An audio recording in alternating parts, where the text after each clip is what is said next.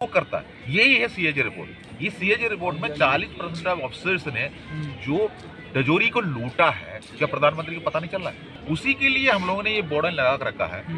जो total fund में 85% fund अफसरों को चला गया, जो 3% अफसरों के पास 85% फंड चला गया। जो 97% हम जो रहता है, हमको 15% हमारा खाते में आया हुआ है। अच्छा। हमारा क्या कहना चाहेंगे, अभी आप लोग बैठे हैं इतने दिनों से, क्या सरकार के तरफ से कोई आया मिलने के लिए या कोई सुनवाई हुई या कुछ आगे क्या मतलब क्या प्लान है? जो आपका दर्शकों को जो हम 268 डेज से बैठा हुआ है, सरकार से हमारे पास कोई ऐसे मैसेज नहीं आया है, लेकिन मैसेज आ ही जाता है टांग खींचने वाला, मतलब हमें भगाने वाला, धमकियाँ, यही सरकार से हमारे पास आ रहा है। क्योंकि हमारा माननीय प्रधानमंत्री जी, हम लोग यहाँ बैठे थे 500 मीटर दूरी पर, वो तो सीधा सैनिकों के बीच में चला गया। क्योंकि सैनिकों के बीच में जाकर बातचीत करेंगे तो सैनिकों में एक ऐसी को एक बात है, एक डिसिप्लिन कीप करना पड़ता है वहाँ पर। वहाँ बोलते नहीं, सुनते हैं। हमारा माननीय प्रधानमंत्री जी हमेशा मन की बात में भी सुनाता है, लेकिन जो पब्लिक सुन रहा है कान से, लेकिन वो जवाब देंगे तो उनके पास नहीं पहुँच रहा है, तो सुनाने में लगे रहते। तो यहाँ पर आएंगे, हम पूर्व सैनिक हैं, बुजुर्ग हैं, तो हम काफ़ी मेमोरेंडम्स दिया है। उन्हें कलेक्टर द्वारा दिया था, पूरे कलेक्टर, ऑल इंडिया का कलेक्टर द्वारा दिया था, संसद द्वारा दिया था। अपना ग्रामीण क्षेत्र का पूर्व सैनिकों को उनका भी जो आवाज़ सरकार तक पहुंचाने के लिए हम लोगों ने जो अपना ग्रामीण क्षेत्र में हमारा तहसीलदार द्वारा भी हमने मेमोरेंडम दिया। ये सब हमने दिया सरकार को पता है, मेमोरेंडम उनके पास भंडार पड़ा हुआ है, सब पढ़ लिया उन्होंने, लेकिन उन्होंने हमें जवाब नहीं दिया है। तो जवाब इसलिए नहीं दे पा रहा है, 75 साल से बना हुआ एक कानून है इंडिया के अंदर, जो डिफेंस मिनिस्ट्री, उसी के अंदर सरकार का हाथ में कोई भी ताकत नहीं है, जो कि हमारा सेना का अधिकारी, हमारा वरिष्ठ अधिकारी सेना को भी नियंत्रण कर रहा है, हमें भी नियंत्रण कर रहे हैं। लेकिन हमें गुलाम बनाया है, हम सेना के अंदर भी गुलाम है, बाहर आने के बाद हम गुलाम से बाहर हैं। लेकिन अब हमारा वरिष्ठ अधिकारियों ने ये सोचा है, इनका पेंशन के ऊपर हम जो चाहता है वही हिसाब से हम लेके जाएंगे, भेड़ बकरी जैसे इनको हमारे साथ में रखेंगे, हम इसका कंधा इस्तेमाल करेंगे और जो हमारा वोट बैंक बनाएंगे। हम लोग जो वरिष्ठ अधिकारी जितना भी अफसर जो आए थे 60 की उम्र में रिटायरमेंट आ रहा है, वो आने अब जो मरने तक, जो आपको मैंने ये क्लियर बता रहा हूँ, जो अधिकारी किसी भी क्षेत्र से सेना के अंदर जो भर्ती होकर चले जाए, कोई ग्रामीण क्षेत्र से चले जाए, वो हमेशा सेटलमेंट होता है क्लास 1 सिटियों में, जैसे दिल्ली, मुंबई। अभी आपने बोला कि सरकार की तरफ से कोई आया तो नहीं, लेकिन भगाने वाले आए लोग, आपको डराने धमकाने वाले लोग आए, वो कौन लोग हैं? ऐसा सुनने में आता है कि कोई जनरल करमवीर करके।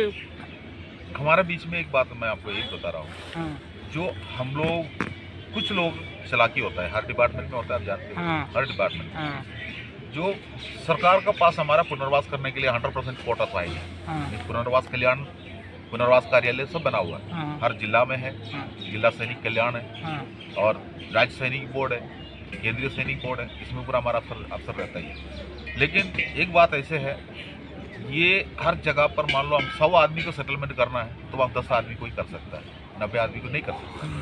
वो 100 आदमी से वो 10 आदमी बनने की मैं कोशिश करेंगे, तो मैं कोशिश कर रहा है, तो फिर मेरे को बहुत कठिनाई से उनका साथ में, उनको गोद में बैठना पड़ता है, तब जाके हमें कुछ ना कुछ इसमें से मिलेंगे। तो हमारा बीच में भी कुछ सरकारी कर्मचारी भी है, जो पूर्व सैनिकों से सरकारी कर्मचारी बन जाता है, तो वो उनका वफादार बन जाता है। अब वो तोड़ने के लिए आने वाला बात जो बताया आपने, वही सवाल पूछा, वो तोड़ने के लिए ऐसे लोगों को भेजता है, हमारा ही रैंक का है वो, हमारा ही पूर्व सैनिक। क्या सर, मेरे पास ऐसे भी कई लोगों ने फ़ोन किया है, एक जनरल साहब को वजह से मेरा बेटा आज फॉरेन में है, अगर मैं वहाँ से उठ के यहाँ आ जाएंगे तो वो उनका वीज़ा कैंसिल करते हैं, हम मजबूर हैं। लेकिन मन से मैं आपका साथ में, इसी जैसा बोलने वाला बहुत है हमारे पास, तो ये उनका मजबूरी है। हम ये नहीं बोल सकता हूँ आप इधर आ जाओ, आपका बेटा वापस आने दो, हम कैसे बोलूँ, नहीं बोल सकता है, हम उसको नौकरी दे ही नहीं सकता है, तो फिर हम उनका रास्ता हो जाने दो। लेकिन ये एक तरीका बना कर रखा है, 75 साल हो चुका है, हम लोग गुलाम हैं। मैं आपको यही बता रहा हूँ, ये 75 साल से बना हुआ इस इमारत को इतना आसानी से तोड़ नहीं सकता, हम भी जानता हूँ, लेकिन हमने अभी 268 डेज हो गया आज, 9 महीना हाँ हम यहाँ पर बैठा हुआ है। सरकार को हम लोगों ने जो मेमोरेंडम दिया है, सरकार उसको ऊपर संज्ञान लेने में असमर्थ है करके हमको पता चला, हाँ क्योंकि वरिष्ठ अधिकारियों में उसको गुमराह कर रहा है ये भी हमको पता चला। अच्छा, तब जाके हम लोगों ने जुडिशरी कमेटी का मांग किया।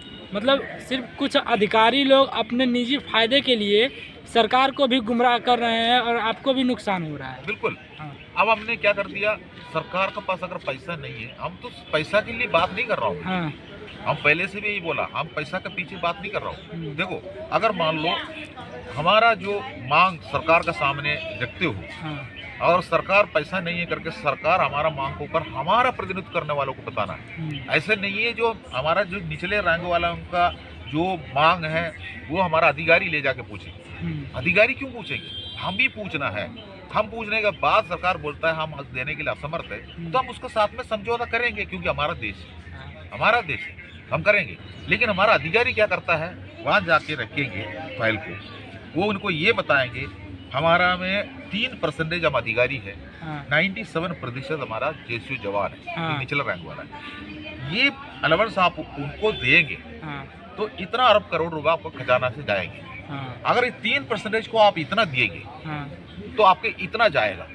उसके बाद हम आपको एक मेमोरेंडम देंगे, हाँ आपका नाम पर, सरकार का नाम पर एक मेमोरेंडम लिख के दे देंगे, हमारा जेसीयू जवान को भी दे दो, क्यों नहीं दिया। हाँ वो मेमोरेंडम हमने व्हाट्सएप में घुमाएंगे, तो हमारा ये 97% जेसीयू जवान उसको लेके हमारा जनरल साहब को सैल्यूट मारते रहेंगे, देखा वो हमको नहीं दिया है इसलिए वो हमारे लिए लड़ाई लड़ रहा है। जहाँ तक पेंशन की बात है, सरकार ने लेकिन बोला है कि हमने 70,000 करोड़ दिए हैं, उस पर क्या बोलेंगे?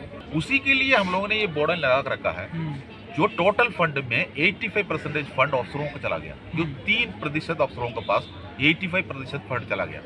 जो 97% हम जो रहता है, हमको 15% हमारा खाते में आया हुआ है। अच्छा। हमारा रैंक लिस्ट में ऐसे भी कई रैंक है, अफसरों का जो रैंक मैं बता रहा हूँ वो लेफ्टिनेंट से लेकर वो जनरल तक है। सारे रैंक को जो भी फायदा मिलना मिल गया, लेकिन वो 60 की उम्र में पेंशन होकर आ रहा है, उनके लिए ये OROP सुविधा है ही नहीं है, वो देना ही नहीं है, लेकिन वो ले लिया।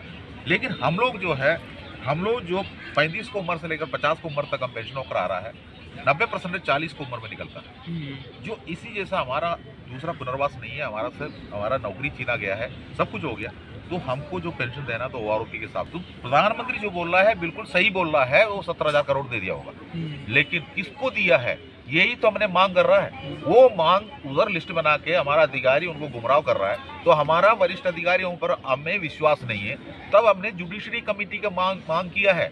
तो माननीय प्रधानमंत्री ये क्यों नहीं समझते हो, ये एक कुछ भी नहीं मांगा, पैसा भी नहीं मांगा, ये लोग उधर बैठा है, 1 साल होने वाला है, बुजुर्ग है, तो उनका एक कमेटी बनाने वाला बात है, कमेटी को हमने बनाने के लिए आदेश दे देंगे, कमेटी बन जाएगा, कमेटी रिपोर्ट बना के देंगे। जुडिशरी कमेटी है वो, सरकार को क्यों डर है? मतलब जुडिशरी कमेटी है, अफसर भी उनका जो भी बताना है वहां जाके बताएंगे, हम भी बताएंगे, उसके बाद जुडिशरी कमेटी निर्णय लेंगे, उसी के ऊपर जो अपना काम कर सकता है ना, तो कहाँ डर रहे हो, क्यों डरते हो ऐसे? तो इसका मतलब जो बोलता है वो हमको मिला नहीं है, तभी हम बैठा हुआ है। मतलब 3% लोग 85% बजट खा गए और 97% लोग 15% बजट में रह गए, ये आपकी तो, कहना है? मतलब संगति पूरा लाया है हमारा वरिष्ठ अधिकारियों ने, हमें गुमराह किया है, हमें गुमराह किया है और ट्रेजरी को लूटा है। वो तो लूटने वाले कहानी उनका पीछे अगर अलग चल रहा, वो एक केस चल रहा है, CAG रिपोर्ट निकल के गया, CAG रिपोर्ट निकल के गया। अच्छा, CAG रिपोर्ट में भी आया? 40% आर्मी के जो अफसर, 40% अफसर फर्जी डिसेबिलिटी पेंशन ले रहा है। अगर मान लो मुझे अगर फर्जी डिसेबिलिटी पेंशन लेना है तो मैं किसी अफसर के पास जाना पड़ेगा, क्यों दूं मेरे को? लेकिन एक अफसर के लिए करेंगे, जो कि उन्हें कुछ काम है उनसे, आपस में कुछ है बात, तो वो करता है। यही है CAG रिपोर्ट। ये CAG रिपोर्ट में 40% ऑफ अफसर्स ने जो तिजोरी को लूटा है, क्या प्रधानमंत्री को पता नहीं चल रहा है? ये तो हमें बिठा के ये क्या मतलब सरकार ऐसी जैसा हमको यहाँ बुजुर्ग लोगों को बिठा के क्या इनका मैसेज देना चाहते हैं हमें पता नहीं है। लेकिन हमें जुडिशरी कमेटी चाहिए, हमने संवैधानिक तरीका से मांग किया हुआ है, सरकार नहीं मानता है। 25 तारीख को रेल रोको आंदोलन है, नई दिल्ली रेलवे स्टेशन से एक भी ट्रेन ना अंदर आएंगे ना बाहर जाएंगे, क्योंकि अनिश्चितकालीन रेल रोको आंदोलन। अच्छा, हम इसी पर आने वाले थे कि आपने बोल दिया पूरे देश में 28 लाख लोग रिटायर्ड हैं आर्मी से और 7 लाख लोग महिला हैं, कितना प्रभाव डाल पाएंगे? क्या आप इतने बड़े देश से 35 लाख लोगों को दिल्ली में बुला पाएंगे?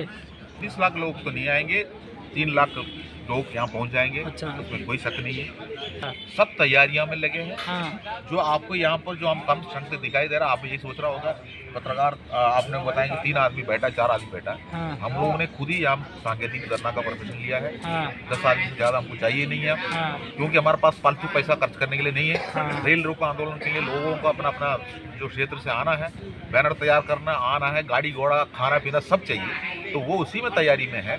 इसलिए हम सांकेतिक धरना लगाया हुआ है। 25 तारीख को जो भीड़